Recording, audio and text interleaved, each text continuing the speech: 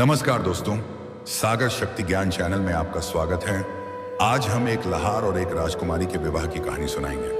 अगर आप इस चैनल पर नए हैं तो इस चैनल को सब्सक्राइब कर दें। इस कहानी के अनुसार रामगढ़ गांव में एक लोहार अपनी पत्नी और अपने 3 बेटों के साथ रहता था। लहार के सबसे बड़े बेटे का नाम पंकज, दूसरे बेटे का नाम कौशल और सबसे छोटे बेटे का नाम रामू था। पंकज और कौशल शरीर से मजबूत और देखने में सुंदर थे, जिसके कारण उसके माता पिता उन्हें खूब प्यार करते थे। घर में उन्हीं के पसंद का खाना बनता था, उन्हें अच्छे कपड़े मिलते। माता पिता उनके हर इच्छा को पूरी करने की हर संभव कोशिश करते थे। वहीं दूसरी ओर लोहार का सबसे छोटा बेटा रामू शरीर से दुबला पतला, कमजोर और सांवले रंग का साधारण सा लड़का था। माता पिता रामू को जरा भी प्यार नहीं करते थे। रामू को हमेशा खाने के लिए सूखी रोटी देते थे और पहनने के लिए फटे पुराने कपड़े मिलते थे। रामू अपने घर में नौकर की तरह रहता था। रामू की अपने घर में कोई इज्जत नहीं थी। वह पूरा दिन काम करता, फिर भी उसके भाई उसे ताने देते और माता पिता भी ताने देते। दोनों बड़े भाई पंकज और कौशल उसका खूब मजाक बनाते और बात बात में उसकी पिटाई भी कर देते थे। फिर भी रामू कभी भी किसी से कोई शिकायत नहीं करता। वह अपने दोनों बड़े भाई और अपने माता पिता से बहुत प्यार करता था। वह अपने माता पिता से कभी भी अच्छे खाने की इच्छा या अच्छे कपड़े की मांग नहीं करता था। माँ ने उसे जो दिया वही खा लिया, जो पहनने को मिला वही पहन लिया, बस अपने हाल में मग्न रहता था। कोई इसे भोंदू कहता या बुद्धू उल्लू कहता या उल्लू का पट्टा, इसे कोई परवाह नहीं था। धीरे धीरे वक्त ऐसे ही गुजर रहा था। लोहार जंगल से लकड़ियां काटकर उसे बाजार में बेचता था और बड़े अच्छे से अपना परिवार का पालन पोषण चला रहा था।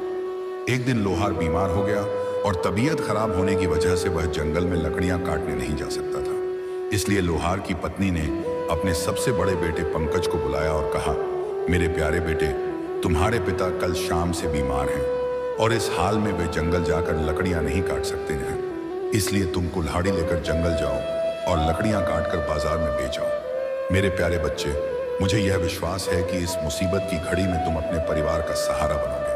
यह कहकर माँ ने बड़े प्यार से उसके सर पर हाथ फेरा और प्यार से खाना खिलाया। फिर उसे एक थैले में दूध और खाना देकर उसके कंधे पर कुल्हाड़ी रखकर जंगल की ओर रवाना कर दिया।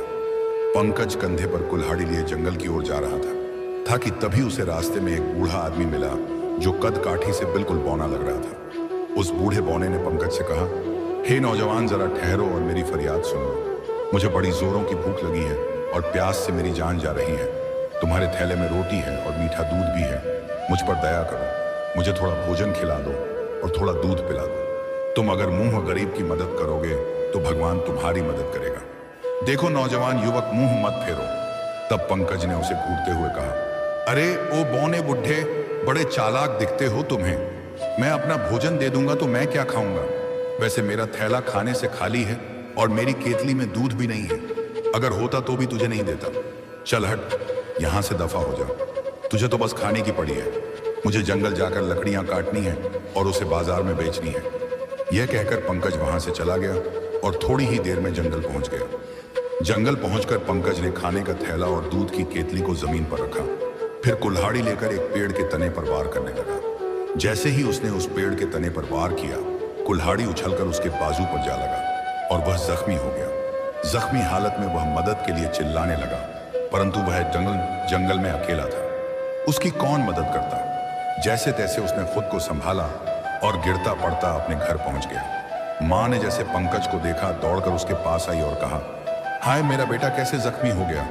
माँ ने पंख की मरहम पट्टी की, फिर अपने दूसरे बेटे कौशल को बुलाया और कहा, मेरे प्यारे बेटे कौशल, तुम्हारे पिता बीमार हैं और तुम्हारा बड़ा भाई जख्मी पड़ा है। ऐसी परिस्थिति में केवल तुम ही जंगल से लकड़ियां काट कर ला सकते हो। तब कौशल ने कहा, माँ यह कौन सी बड़ी बात है? मैं अभी कुल्हाड़ी लेकर जंगल जाता हूँ और वहां से लकड़ियां काट कर लाता हूँ। कौशल की बात सुनकर माँ बहुत खुश हो गई और उसे एक थैले में खाना और दूध की केतली दिया। फिर उसके कंधे पर कुल्हाड़ी रखकर प्यार से उसके सर पर हाथ फेरते हुए उसे जंगल की ओर रवाना कर दिया। कौशल को भी रास्ते में वही बूढ़ा बौना मिला जो पंकज को मिला था। उसने कौशल से कहा, बेटा मुझे बड़ी जोरों की भूख लगी है और मारे प्यास की मेरी जान निकली जा रही है। तुम्हारे थैले में खाना है और तुम्हारी केतली में मीठा दूध है। उसी खाने में से मुझे थोड़ा सा खाना दे दो और थोड़ी सी दूध पिला दो। भूखों को खाना खिलाना अच्छी बात है, अगर तुम मुझ गरीब की मदद करोगे तो ईश्वर तुम्हारी मदद करेगा। उस बूढ़े की बातें सुनकर कौशल ने भी उसे पंकज की तरह छिड़कान को, तो मैं एक घूंट पानी भी ना दूं। चल परे हट जा और मेरा रास्ता छोड़ दे। तुझ जैसे भूखे और लफंगे बहुत फिरते हैं। मुझे जल्दी से जंगल जाना है और वहां से लकड़ियां काट कर बाजार में बेचनी है। कौशल ने इस तरह से उस बूढ़े बने को वहां से भगा दिया और आगे निकल गया। थोड़ी ही देर में कौशल उसी पेड़ के पास जा पहुंचा जिसे से पंकज ने काटने की कोशिश की थी और अपना बाजू जख्मी कर लिया था। कौशल ने अब अपना खाने का थैला और दूध की केतली को जमीन पर रखा, फिर दोनों हाथों से कुल्हाड़ी पकड़कर उस पेड़ पर जोर जोर से वार करने लगा, परंतु सावधानी नहीं बरतने के कारण कुल्हाड़ी पेड़ से छिलकर उसके पांव पर जा लगी और उसका पांव जख्मी हो गया। वह दर्द से चिल्लाने लगा और मदद के लिए हाय हाय करने लगा। उसका पांव इतना जख्मी था कि उससे एक कदम भी नहीं चला जा रहा था। सहयोग से कुछ लोग उसी रास्ते से गुजर रहे थे। उसने कौशल को जख्मी देखा तो दौड़ के कौशल के पास आए और उसके घर का पता पूछने लगे। कौशल ने झट से उन्हें अपने घर का पता बता दिया। सारे लोगों ने कौशल को अपने कांधे पर टांग कर उसे उसके घर पहुंचा दिया। कौशल को जख्मी देखकर उसके माता पिता बहुत दुखी और हैरान थे। ये किस्मत ने यह कौन सा रंग दिखाया है कि एक ही समय में तीनों बाप और बेटे सभी बीमार पड़ गए। बाप बीमार होकर बिस्तर पर पड़ा है और दोनों बेटे लकड़ी काटने में एक ही समय में जख्मी हो गए हैं। माँ का तो रो रो रो बुरा हाल था। किसी तरह से रात गुजरी और फिर सवेरा हो गया। रामू अपने माता पिता के पास आता है और कहता है, पिताजी, मैं आपका बेटा हूँ। मेरे दोनों भाई जख्मी हैं और आप बीमार हैं। ऐसी स्थिति में ना उनसे काम होगा और ना आपसे। अगर आप मुझे इजाजत दें तो मैं जंगल जाऊं और लकड़ियां काटकर बाजार में बेच आऊंगा। रामू की बातें सुनकर उसके माता पिता हंसने लगे और कहा, अरे भोंदू, तुम जंगल जाकर क्या कर लोगे? जंगल से लकड़ियां काटना कोई आसान काम नहीं है।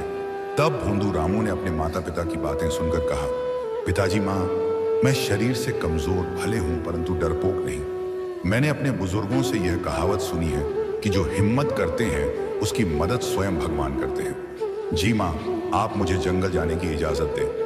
तब रामू के माता पिता ने हंसते हुए कहा, भोंदू लड़का, तू तो सच में बुद्धू है जो बेकार में जिद किए जा रहा है। जंगल जाकर लकड़ियां काट कर लाना और उसे बाजार में बेचना कोई आसान काम नहीं है। यह तेरे बस की बात नहीं।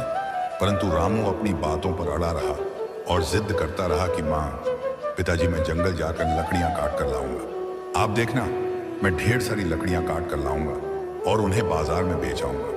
तब रामू के माता पिता ने कहा, अरे जा भोंदू लड़का, तू भी जंगल जाकर अपने शौक पूरा कर ले। भोला अपने कांधे पर कुल्हाड़ी लेकर अपनी माँ के पास गया। तब उसकी माँ कहती है, भोंदू लड़का, तेरा दिमाग तो बुद्धि से खाली है। तू क्या लकड़ियां लाएगा? यह ले, एक सूखी रोटी अपने साथ लेते जा और इसके साथ थोड़ी पानी पी लेना। तेरा पेट भर जाएगा। इससे ज्यादा तुझे किसी चीज की जरूरत नहीं है। माँ ने जहां पंकज और कौशल को ताजा खाना और मीठा दूध देकर जंगल भेजा था, वहीं भोला को केवल सूखी रोटी देकर जंगल भेज दिया। रामू फिर भी बहुत खुश था। वह एक हाथ में सूखी रोटी का थैला लिए और दूसरे हाथ में कुल्हाड़ी कांधे पर लिए जंगल की ओर लकड़ियां काटने निकल गया। जंगल के रास्ते थोड़ी ही दूर जाने पर रामू को भी वही बूढ़ा बौना आदमी मिला जो पंकज और कौशल को मिला था। रामू को देखते ही उस बूढ़े बौने आदमी ने कहा, बेटा, मैं बड़ी दिनों से भूखा हूँ, मुझे रोटी का एक टुकड़ा दे दो, भगवान तुम्हारा भला करेगा। उस बूढ़े बने को देखकर रामू ने कहा, बाबा जी, तुम तो सच में बहुत भूखे मालूम होते हो, परंतु मेरे पास कोई खाने की अच्छी चीज नहीं है। मेरे थैले में केवल एक सूखी रोटी है और केतली में पानी है। अगर तुम्हें पसंद हो तो शौक से खा सकते हो। यह कहकर रामू अपने थैले को खोलने लगा। जैसे ही उसका थैला खुला, वह देखकर हैरान रह गया। रामू को तो जैसे विश्वास नहीं हो रहा था, यह चमत्कार कैसे हुआ। उसके थैले में सूखी रोटी की जगह अच्छे अच्छे पकवान थे और ढेर सारी मिठाइयां थी। रामू ने झट से अपनी केतली का ढक्कन खोला तो उसने देखा कि पानी की जगह दूध था। रामू ने हैरान होकर कहा, हे भगवान, मैं कोई सपना तो नहीं देख रहा। मेरी सूखी रोटी पकवान बन गए और मेरे केतली का पानी दूध बन गया। यह कैसे हो सकता है? रामू की बातें सुनकर उस बूढ़े बोने ने कहा, बेटा, यह कोई सपना नहीं है, यह हकीकत है। तुम्हारी सूखी रोटी पकवान बन गई है और तुम्हारी केतली का पानी दूध बन गया है। तुमने मेरी हालत पर दया दिखाया, इसलिए भगवान ने तुम्हारे इस अच्छाई का फल दिया है। भगवान दूसरों का भला करने वालों के साथ हमेशा भला करता है। रामू अब बूढ़े आदमी को खाना खिलाने के बाद जंगल की ओर जाने लगा। तब उस बूढ़े बौने ने रामू से कहा, बेटा, मैं भूखा था, और तुमने मुझे खाना खिलाया। तुमने जो अच्छाई की, मैं उस अच्छाई का तुम्हें बदला देना चाहता हूं। आओ मेरे साथ। रामू अब उस बूढ़े ने रामू को एक पेड़ दिखाते हुए कहा, बेटा जब मैं यहां से चला जाऊं तब तुम इस पेड़ को काट देना। इस पेड़ के तने में तुम्हें एक ऐसी चीज मिलेगी जो तुमने पहले कभी नहीं देखी है। वह चीज तुम्हारे बहुत काम आएगी और क्या पता इससे तुम्हारी किस्मत ही बदल जाए। यह कहकर बूढ़ा बौना वहां से चला गया। रामू बहुत खुश था और जब वह बूढ़ा बौना उसके नजरों से ओझल हो गया तब उसने कुल्हाड़ी को दोनों हाथों से जोर से पकड़ा और तेजी से उस पेड़ के तने पर वार करने लगा। उसकी अभी उम्र ही क्या थी, दुबला पतला कमजोर सा लड़का, लेकिन उसने हिम्मत नहीं हारी और जोर जोर से लगातार पेड़ के तने पर वार करता रहा। आखिरकार वह पेड़ कटकर जमीन पर गिर गया। रामू यह देखकर हैरान था और मन ही मन में सोचने लगा, आज भगवान की मेरे ऊपर बहुत प्रसन्न है। जैसे ही पेड़ गिरा तो मित्रों अचानक से दिव्य रोशनी चारों ओर फैल गई और पेड़ के तने में एक सुंदर सा मोर बैठा था। उसके पंख सोने के जैसे थे, मानो वह मोर सोने का बना हो। उसे देखकर रामू ने सोचा, अगर इस मोर को बाजार में जाकर बेचा आऊं तो इसके बहुत सारे पैसे मिलेंगे। इससे तो सच में हमारी किस्मत बदल जाएगी, हम अमीर हो जाएंगे और मेरे बाप को अब लकड़ियां नहीं काटनी पड़ेगी। यह सोचकर रामू ने उस मोर को उठा लिया और उसे बेचने के लिए नजदीकी शहर जाने लगा।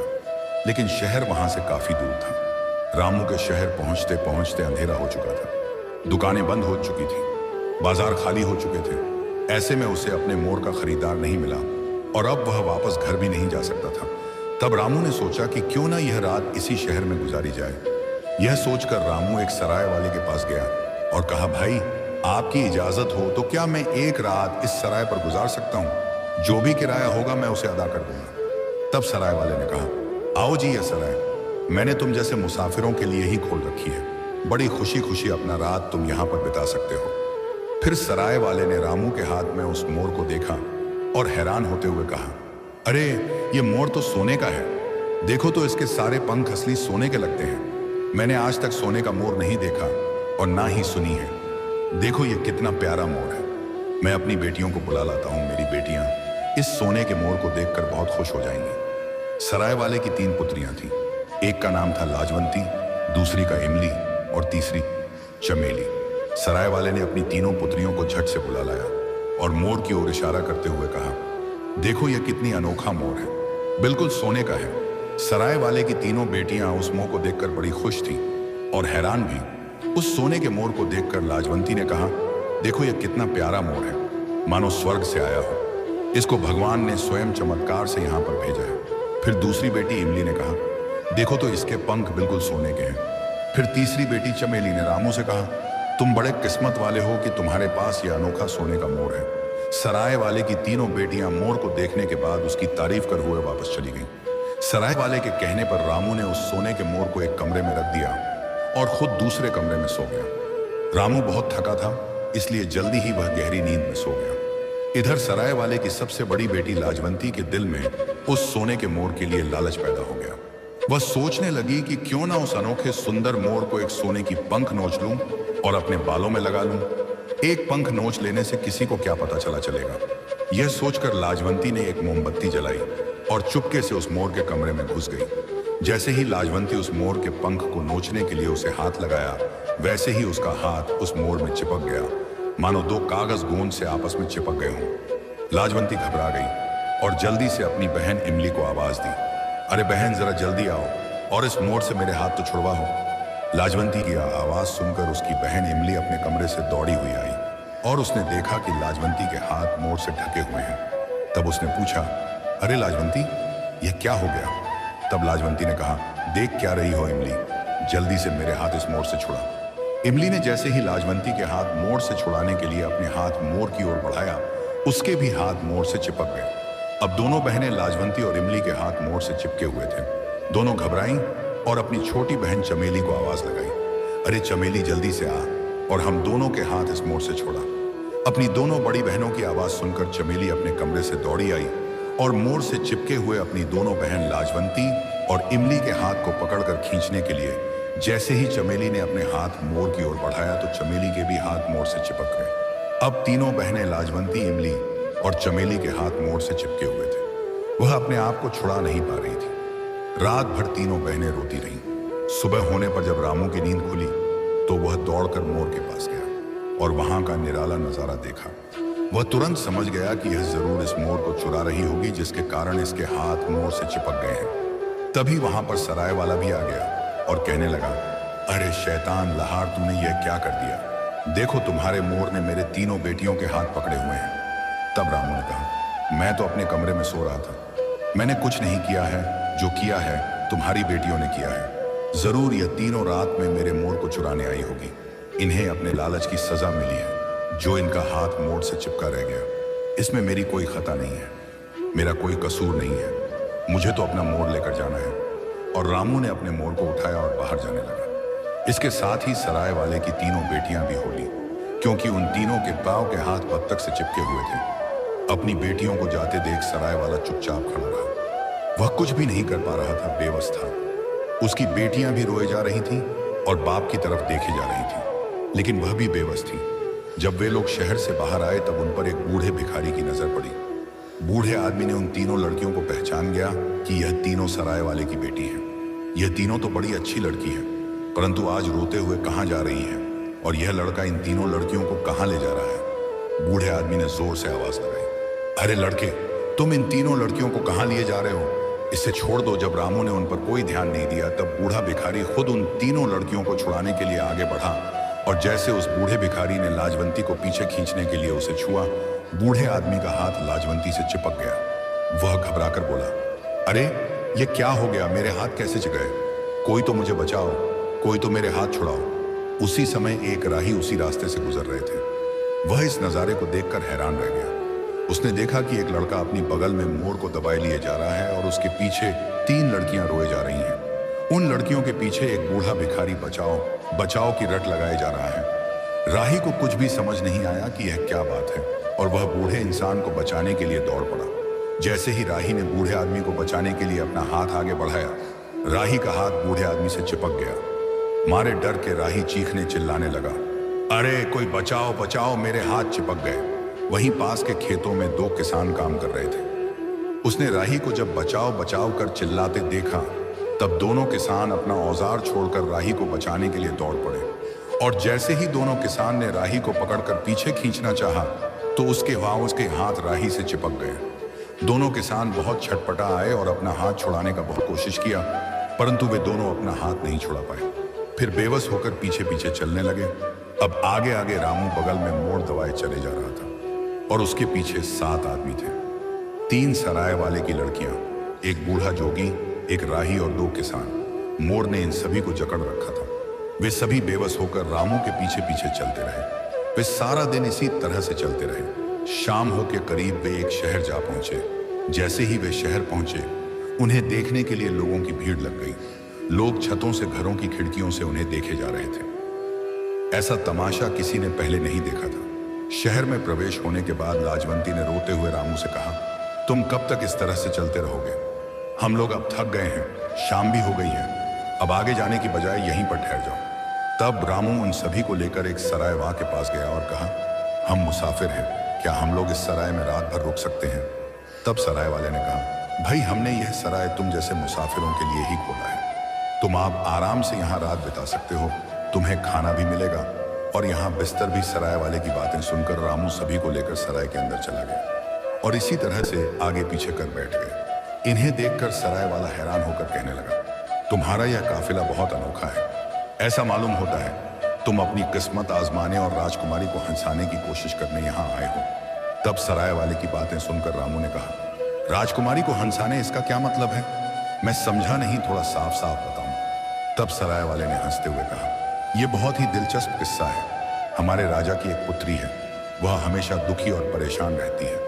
उसे जब भी देखो वह परेशानी में खोई खोई सी और घबराई हुई लगती है। कितने भी मजेदार किस्सा या कहानी सुना दो, वह फिर भी खुश नहीं होती है। उसे हंसाने के लिए लाखों कोशिश किए गए परंतु वह नहीं हंसी। राजवैद्य और हकीमों का कहना है कि अगर राजकुमारी का यही हाल रहा तो वह धीरे धीरे बीमार हो जाएगी और एक दिन उसकी जान चली जाएगी। अब राजा ने परेशान होकर यह ऐलान किया है कि जो शख्स राजकुमारी को हंसा देगा, राजा उसी के साथ राजकुमारी का विवाह कर देगा।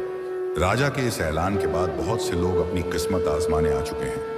परंतु कोई भी शख्स राजकुमारी को हंसाने में अब तक कामयाब नहीं हो सका है। अब सराय वाले ने रामू को एक कमरे में ठहराया और मोर से चिपके हुए लोगों को दूसरे कमरे में ठहराया। रामू रात भर बिस्तर पर लेटे लेटे सराय वाले की बातों पर गौर कर रहा।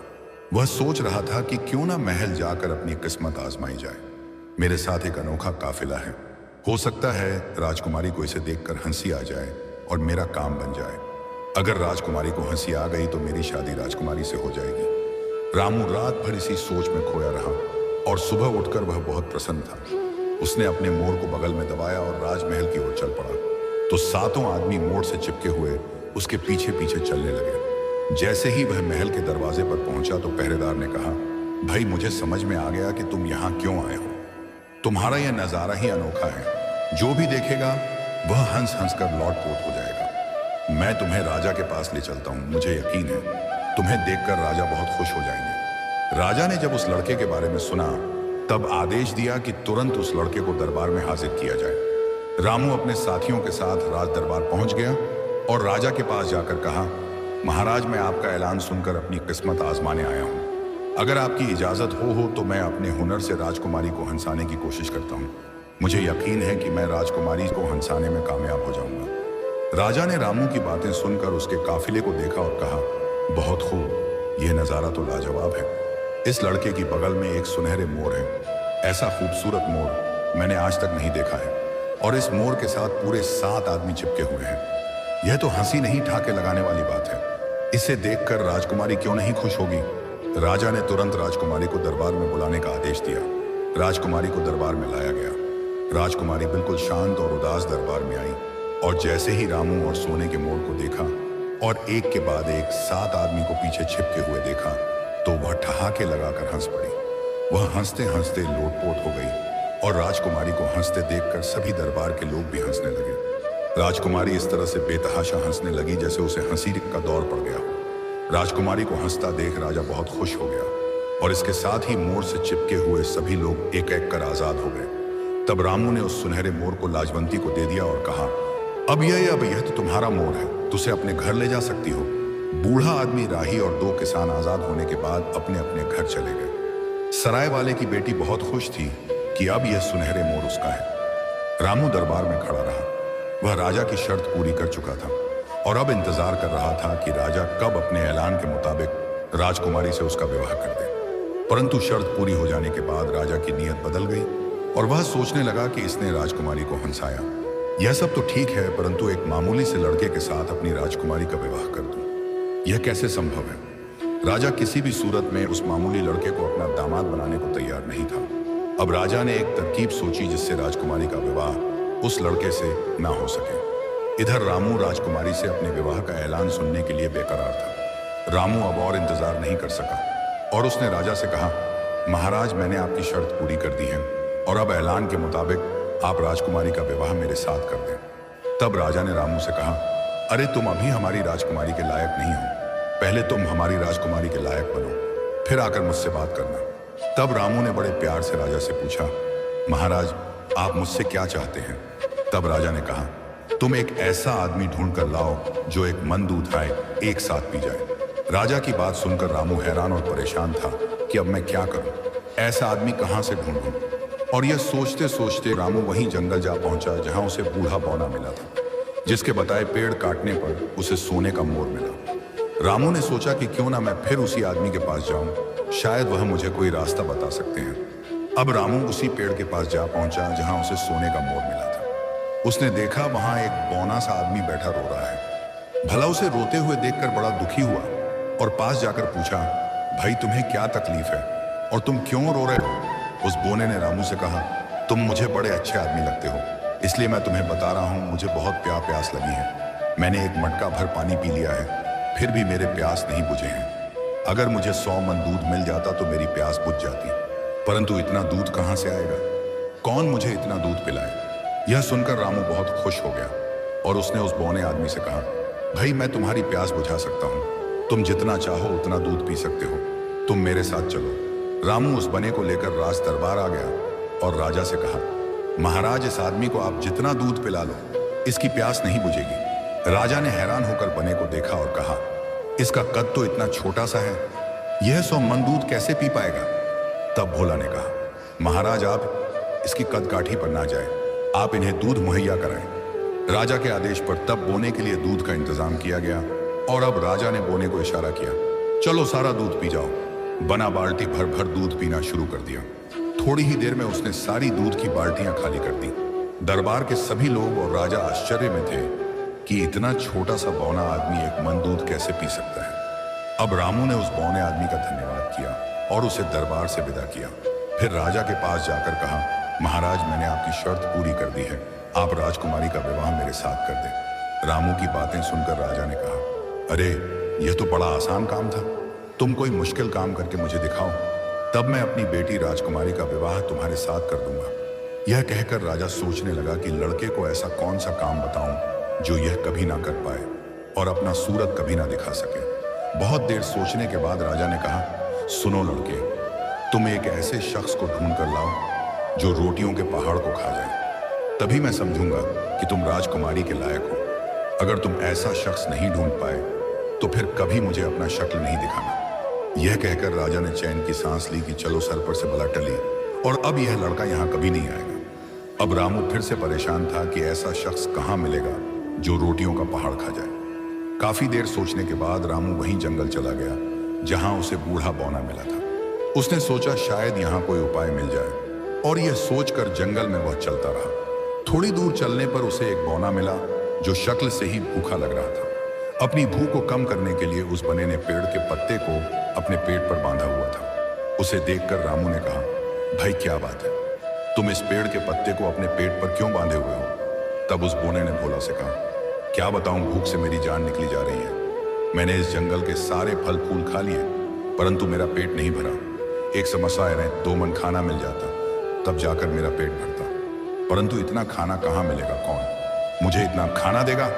तब रामू ने बौने से कहा, भाई तुम मेरे साथ चलो। रामू उस बौने को लेकर राज दरबार आ गया और राजा से कहा, महाराज यह आदमी रोटियों का पहाड़ खा सकता है।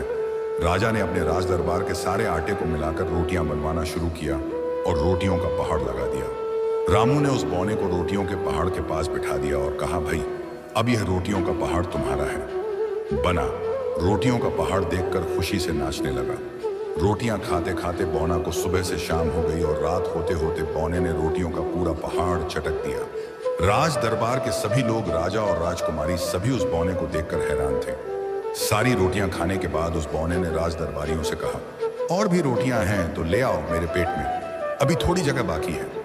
अब रामू उस बौने के पास जाकर कहा, भाई तुम्हारा बहुत बहुत शुक्रिया, तुम जैसा बहादुर इंसान तो शायद ही दुनिया में होगा। तुम्हारी वजह से मैं राजा की शर्त को पूरी कर सका हूँ। यह कहकर रामू उस बौने को राज दरबार से विदा कर देता है और फिर राजा से कहता है, महाराज मैंने आपकी शर्त पूरी कर दी है, अब अपने वादे के मुताबिक राजकुमारी का मेरे साथ विवाह कर दें। तब राजा ने कहा, बड़े जल्दबाज मालूम होते हो, तुम्हें अभी एक काम और करनी है। तब भोला ने कहा, महाराज अब और कौन सा काम करना है? तब राजा ने कहा कि मेरी इच्छा है कि मेरे पास एक ऐसा जहाज हो जो पानी और जमीन दोनों पर चलता हो। अगर ऐसा जहाज तुम मुझे लाकर दोगे तो मैं मान जाऊंगा कि तुम राजकुमारी के लायक हो। जब तक तुम्हें ऐसा जहाज नहीं मिल जाता है तब तक तुम मुझे अपनी शक्ल नहीं दिखाना।